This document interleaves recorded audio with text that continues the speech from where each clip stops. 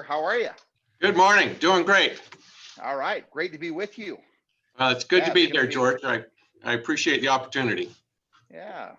Well, it's been fun is to, just from the standpoint of looking back over the last, let's just say 6 months since March, April, from that standpoint. And of course, no question, boy, a lot had changed, a lot had gone on, a lot of commotion. And even today, you can look at the elections, you can look at the political process, you can look at the civil unrest, you can look at the pandemic, you can look at so many things that are so deep within outside, or so deep and are outside of us, not within us.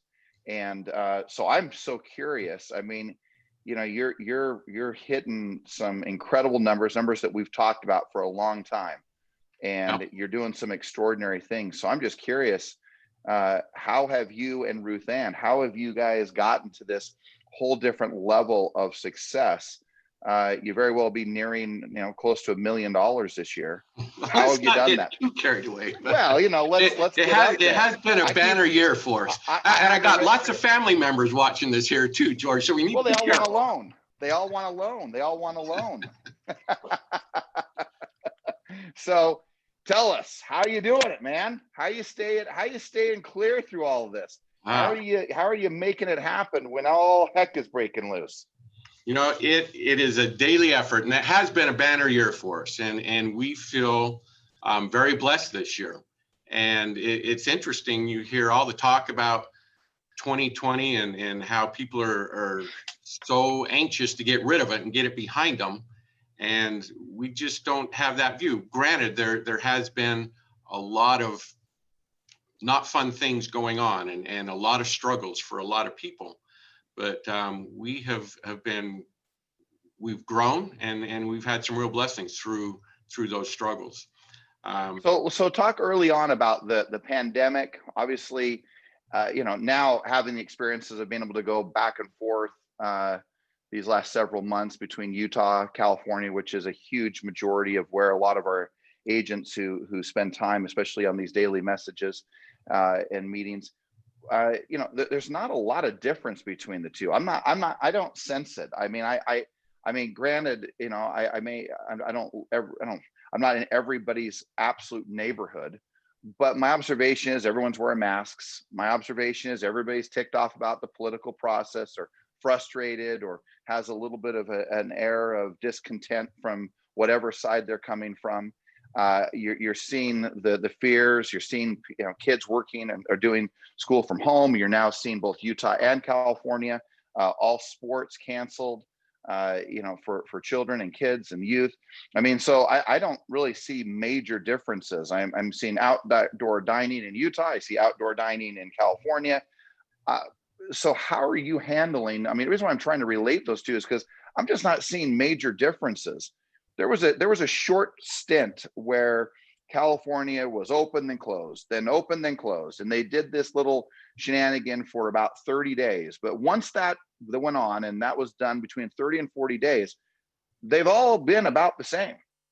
So how have you not stayed in the victim mode, or, oh my gosh, the market is this, and these things are happening here, and what am I going to do? And how have you stayed out of all of that?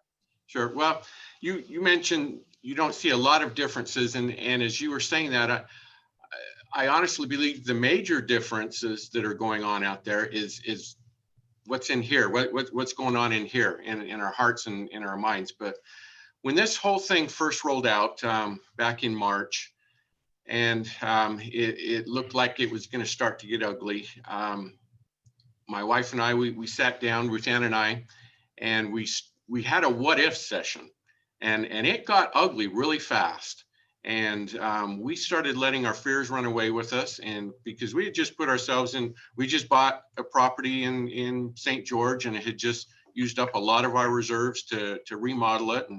And we started letting our fears run away from us, and it got ugly really fast. And we just had to stop ourselves and say, wait a minute, we got to do something different. And so we made a very conscious, deliberate decision that we were not going to allow ourselves to focus on our fears, to let our fears run away with us, that we were going to live in faith and not fear.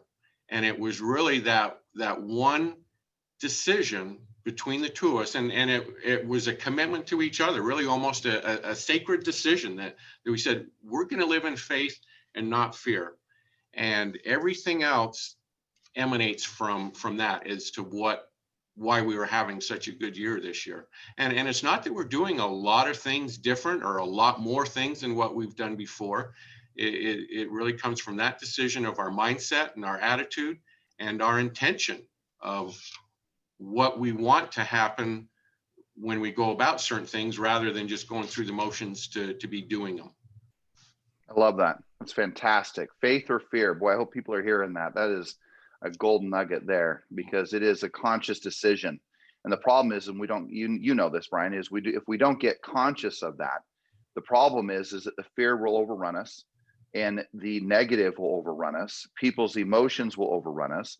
The media will overrun us. People's opinions will overrun us if we don't work from the inside out. So, I mean, it couldn't be a more truer statement. When you want to elevate your game and you want to become more successful, or you want to put a protection even around yourself, you have to recognize that it is going to be the eradication of fear. So you made a decision that you wouldn't do that. So now let's talk about just some of the activities that you did. Because one of the things that's important is it's one thing to say, well, boy, 6 months ago, you made a decision that you weren't going to operate in fear. And in theory, that sounds really good from the standpoint of a decision. I love the fact that you sat down and you said, man, where are we going to go with our lives and our emotions, our hearts, our and all that we encompasses us as a human being. But let's get real specific. Like, what exactly are you doing? We say, oh, I'm not doing a lot differently. That's the major problem, by the way, Brian, in the marketplace for agents, is that if they would just continue to do so many of the things that were successful in the past, they would probably be having success today.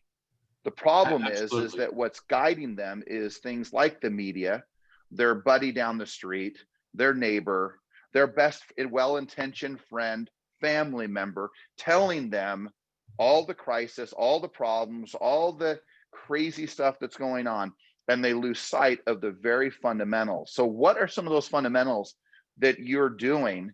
You say, well, I haven't changed a lot. So what are those things that you didn't change and you kept doing?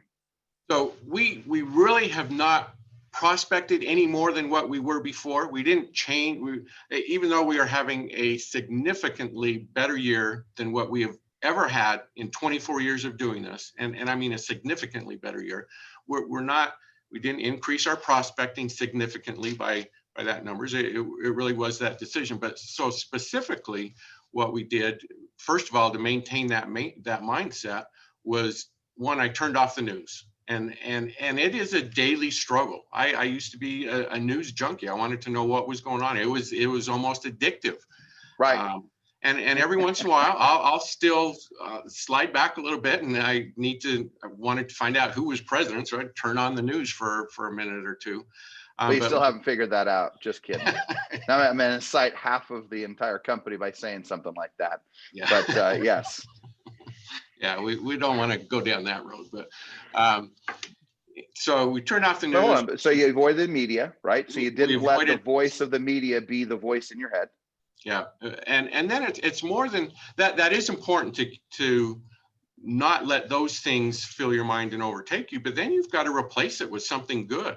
And we had to make a conscious decision. Okay, what are we going to fill our minds with? What are we going to focus on? And first of all, the thing that we decided to focus on to maintain that attitude of faith was gratitude. Okay, what are we grateful for? And we would tell each other every day, what are we grateful for? Well, I'm grateful for this. I'm grateful for that. And it was such a powerful practice. More than just being grateful. And George, you've talked about that often, feeling that gratitude from the depths of your soul and really feeling it.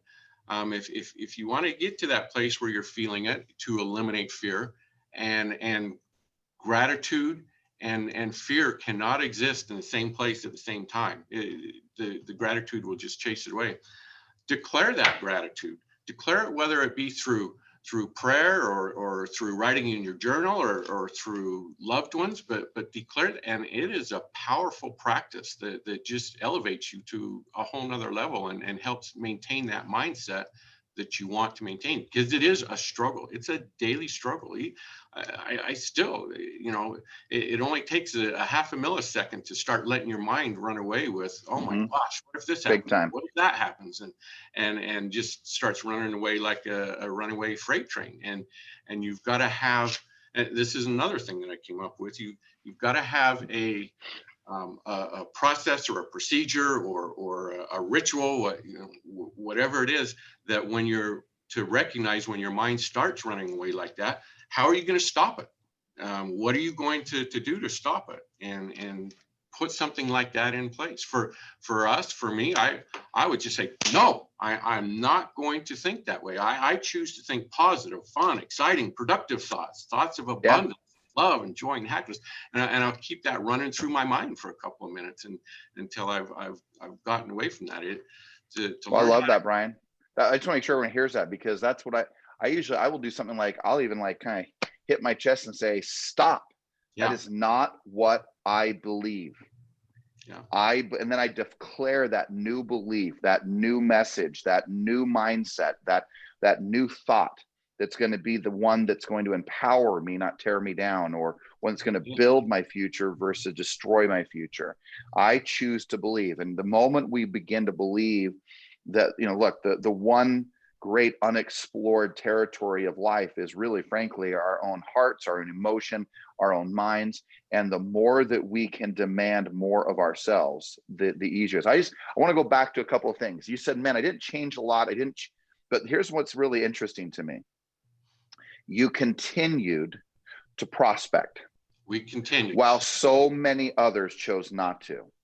That in itself may not seem like a huge deal, but I would ask the group here today that's with us, ask yourself, how much prospecting have you really done over the last 6 months? How much engagement have you made with other people in the last 6 months? We are in the people business, and you have 3 choices every day to either wait for the business, go get the business, or go buy the business. I would hope that you choose number 2, which is you go out and you get the business. But what is interesting to me that you say not much more. So I'm going to assume on a daily basis, you're prospecting how much, Brian? What would you think is your average? And I don't think you're going to tell me some huge number, by the way. George, I hope that the numbers that I give that people, brand new agents, think, oh, well, if I only do that, then I'm going to have the same type of numbers, because I'm a little bit more targeted and specific in my prospecting. And the numbers have been the same this year is what they have been the last several years, as far as what we do to generate business. And I'll go over that in just a second. But let me just say this before I get into what those numbers are. I've thought a lot about, well, okay, what's different about this year so that we can duplicate it in the future? What's working so much better this year than in previous years? Because our hours of prospecting, our numbers of people who we call or knock on their door has not changed. But I think what has changed is now we're one of the very few out there. I don't know if very few, but there's a lot less agents out there that are doing it now. And so those that are out there doing it, they're just so much more business. You're getting bigger results with shorter time. Yeah, we're literally being bombarded and just having such greater results from our prospecting. I think 2 reasons. 1, because there are fewer agents out there who are, and 2, because our intention changed. That was the second thing that we did, besides deciding that we were going to change our Elaborate mindset. a little on that. What do you mean by your intention changed? Well, George, when we first started coaching with you and you gave us some things to do, okay, this week go out and do this. And so I went out and printed all the expireds in a certain area and went and knocked on those doors. And I was doing it so that I could come back the next week and look at you and say, okay, I knocked on this many doors. I did it. I did it. I did it. I made this many calls. I knocked on this many doors.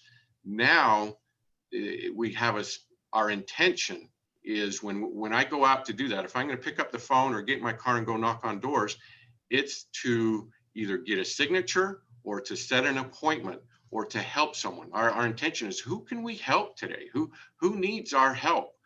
And rather than just, I need to knock on 10 doors or I need to make 10 SOI calls. It's no longer the numbers. It's, we need to set an appointment. We need to get a listing. We need to help someone accomplish their real estate transaction. Oh, I love it. So bottom line is coming from a space of not just working and looking at a number, but looking in so many words, the intrinsic value of a human being, the difference that you can make, the way that you can contribute, just even, quasi a little divine intervention with those that you get to help and those who are seeking to get leadership and having someone navigate them through the challenges of the real estate market or to sell a home, help them buy a home. I mean, it becomes, and I've spoken to this for years, Ryan, that is, everything becomes so much more meaningful. And I've said this for years that if the organization of Everest, as a general statement, becomes an organization that is just ratcheted and built based on a spreadsheet, then I'm going to go do something different. Because the fact is that yes, while numbers and fiscal responsibility, and to your point, making a number of contacts, yes, is relevant. It's not the most relevant. What's most relevant is the difference that you get to make in the lives of others that you get to help, to serve, to bless their lives because you showed up. And when we lose sight of that, the problem, and you and I both know this, is that this business then becomes very empty. It becomes very meaningless. It becomes just a numbers game. And people say, well, it's a numbers game. Well, is there not more meaning to what we do every day than just simply saying it's all about the numbers? And I remember early on, Brian, when I was a young man and being tutored by a dear friend, and many of you know him, but Steve Forey. And I remember we would be tracking numbers. And I remember he changed, and those of you who will know what I'm talking about, when I was 19 and 20 years old in the good state of Alaska, we were tracking the number of people from a religious standpoint that we were talking to. And I remember he came back and he said, we are not going to call these numbers anymore. And he said, we're going to have a stewardship and an accounting. And I have always appreciated that in my early 20s, I realized that every person has value. Number two is I have a stewardship to what I do every day, and that I'm accountable, whether it be to myself, whether it be to a dear friend, or maybe you and I were accountability partners, or maybe it's to God. But either way or any way, I'm accountable at some level, whether it be to my family, to God, to myself, to a business partner, to an associate that I may be doing something with. But I hope that we recognize the importance of what you're talking about, because intention is everything. And it makes it such a much more enjoyable process. So keep going. Talk about a few more of the other things that you're doing to succeed. What would you say if I said, man, what are some of the, aside from low interest rates, great markets, what else would you tell us is, man, this has been some of the fundamental reasons for my success? What would you say? Well, the intention, what we just spoke about, and there's one thing I need to bring up because it's been impactful for us, and we've heard you say a number of times, I walk out in the morning every morning and I know it's usually dark when you walk out to get into your car, and you look up and say, who can I help today? Well, we've tried to start that practice. Okay, rather than we're picking up the phone to dial our numbers, who can we help today? We look at each other and say, okay, who are we going to help today? And it's a game changer. So, but beyond that, our business really, there's two main sources where our business comes from, and it is our SOI, making regular contact with our SOI, and if we have time, if you want, I'll go through perhaps how some of that looks, and then expired listings. And even expireds today. We could talk about door knocking or whatever. I'm still doing it, and I've changed it, and it's great. and it's more focused. But just this in the last 30 days, there were 200 homes in Salt Lake County that came off the market, either canceled or expired. They're as crazy as it is with multiple offers, and as tough as it is to get your buyer's offers accepted, there are still a lot of homes out there that have not sold for whatever reason. And I love it.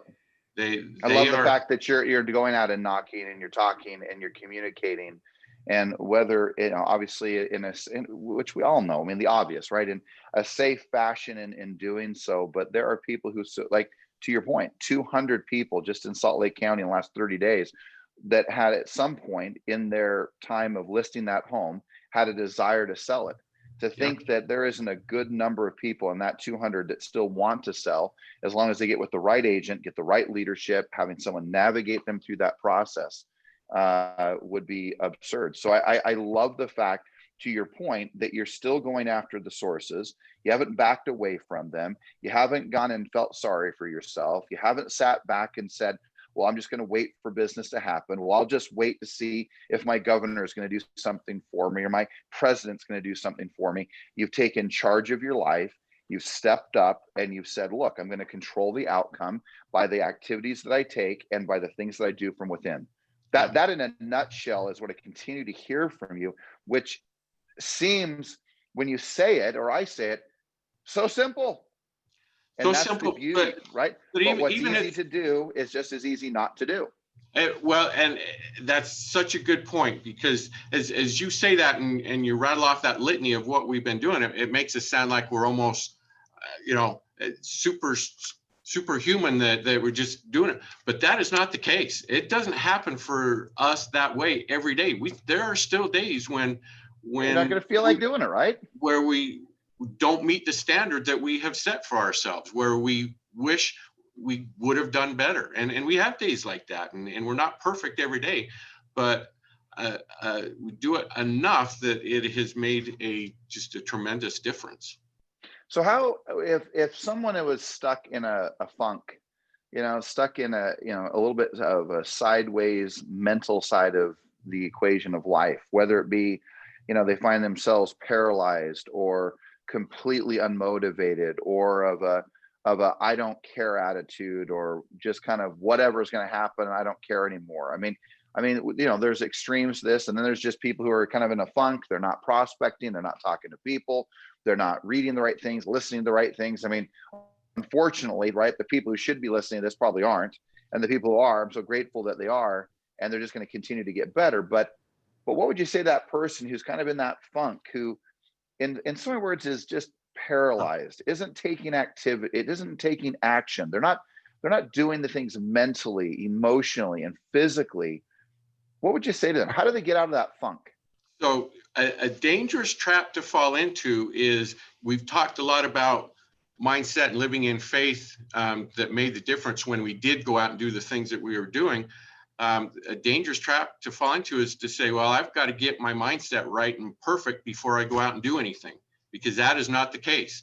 And taking action is such an important, it's a circle. Taking action and starting to do what you know you should, whether your mindset is right or whether you have fear or not, is such an important step in getting your mindset right. It will help you. So here's what I would recommend.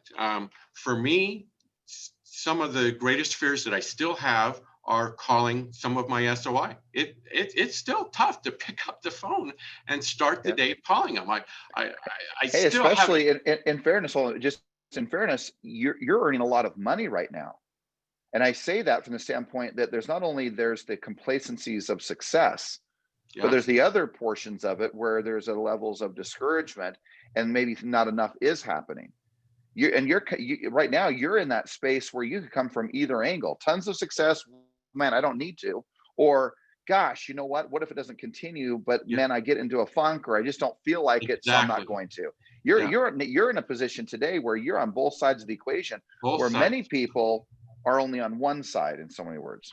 And I will fight both sides of those in the same day. Just games that are going on in my mind. So here's one of the things that I will do to, I'll have my SOI here, and when I'm struggling whether I'm going to call them or not, and I do this with almost all my SOI calls. And it takes a little bit more time, but it's more targeted, and it gives me confidence.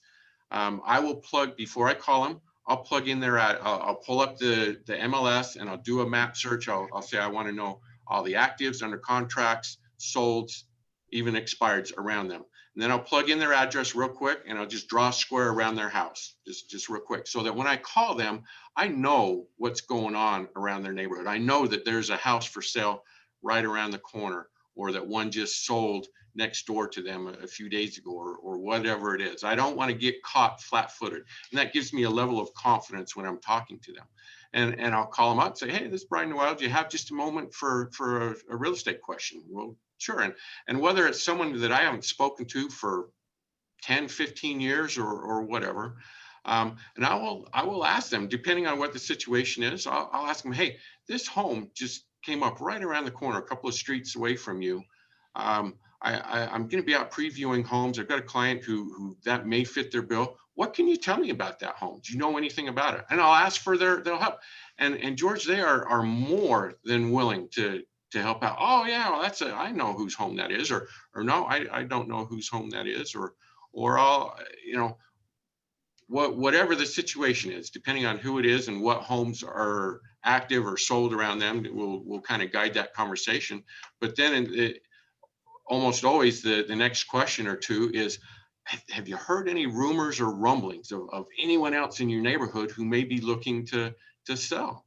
And it's not an awkward conversation to have, but what it does is it just opens up a conversation. And then after that, after we've spoke about that, then I'll ask them, well, how are you guys doing? For me to ask that right off the bat, oftentimes it seems awkward. So I'll just right out of the chute, hey, I'm calling about this home around the corner that just sold or is active. What do you know about it? Great. Well, and Brian, to that point, right? What I've done for years is not, instead of playing the games, gosh, you say you're making a business call in today's world, especially in the state of Utah, they think you're calling them about a network marketing or MLM company. But I've just realized over the years, if I just simply say, hey, Brian, I'm just calling you about real estate, or hey, I'm calling you about that home, it opens up the door. There's no games. And then the fundamental questions, and right in today's world, and it still is, I'll probably always will apply, but more so than ever before, is three core things. And I just want to nail them down in three distinct things. And we're just about out of time here. But number one, it is always the timing of the message. So what I'm hearing you is you're talking about some of the timing. Hey, I'm asking about the home first. Then, hey, do you know anybody else? Or have you heard any rumblings or rumors around your neighborhood? So you're talking about the timing of the message. Number two, the actual message itself. Like, what is it that you're saying? And then the third is the tonality of that message. And I've always realized, early on, and certainly the pandemic has made me realize it at a higher level, but two fundamental questions: how are you doing? How can I help? Yeah. And there's such a different energy, and you know this, Brian. You're a living proof of it. Ruth Ann's a living proof of it. That if you go into an environment, go into a phone call with the idea of how can I help you versus what am I going to get out of this? It is a game changer. It's a game changer. And when people make that shift, prospecting becomes easy. But when we're always thinking, what am I going to get? What are they going to say? Well, what if I don't say the right thing? What if they don't like me? What if they ask me to cut my commission? What if they won't list at my price? Yeah. What if everything is about me? But you turn that coin and go, man, how can I help? How can I serve? How can I bless your life? How can I help you move through this? What can I do to offer any assistance? All of a sudden, the entire tonality of the entire message. So timing, tone, and message. Timing, tone, and message. How can I help? Or how are you doing? How can I help? Simple questions in today's marketplace. Yeah. All right, brother. Okay, so wrap us up. Any final thoughts? Any final things that you'd like to share with us that you're like, man, it's my soapbox. I've got it right now. What's the one thing you want to end with? I would say, and I've heard you say this over and over again, but it is so true and so profound and made such a difference in our lives. Trust the system. Plug into the system. Everest has a system, a proven system whether you're a brand new agent or whether an experienced agent, of everything from A to Z, step 1, 2, 3, right down the line. Yeah. Trust the system that it works and take advantage of it. It's just incredible what is before us, the tools that we have, the experience, the knowledge, the coaching, the encouragement. Take advantage of that and have faith in it. Believe it. And faith is what you choose to believe. It's a choice. You choose to believe something. That is faith. Have faith in the system. Believe that it'll work for you, and it will. I love that. That is profound and incredibly well said. And I'm just reminded of that. As you said, I've said, and that is trust yourself, right? Have faith in yourself. Trust God. Trust in something bigger than yourself. Trust the process that you've just talked about, and trust the process. And then here's the thing: you said coaches, managers, people that trust just a few other people around you, and then go to work. Go take action. And you're spot on. And I'll close with this. You said something right about coaching. I mean, look, you and I have coached. You have coaching now. I mean, guys, if you have not figured out that if you want to excel at the highest level of this business, you have to be coached. And I've said that, look, if it's not ESS that's coaching you, have someone else coach you, but get coached. Yep. And whether it's your manager or you get outside coaching, but if I look at all the top performers, whether it be you, Brian, whether it be a Dave Parker, whether it be a Tina Hare, whether it be an Amy Clark, every single one of you who are having what I consider extraordinary successes are all being coached at some level or another. Yeah. So I hope that people hear that. It's not necessarily even like, I mean, look, I love it if everyone wants to be part of ESS, but man, if it's not ESS, get coached, whether it be through Mike Ferry, Tom Ferry, all these other different avenues of getting coached. Get someone involved in your life that's going to help build and create the life that you so desire and that you can have in this business. So Brian, thank you for everything, man. Thank you for your friendship. Thank you for who you are, and just the stellar human being that you are and the example you are to so many of us. And I see in there every morning and how consistent you've been, and that you've stayed and you've battled the course during some of the most difficult times of humanity, at least in our lifetime. So great job. Keep up the great work, and thank you for everything. Thank you, George. It's such a privilege to be a part of this company and this system. So thank you. All right, brother. Okay, well, let's end with some affirmations and we'll go from there. Thank you again.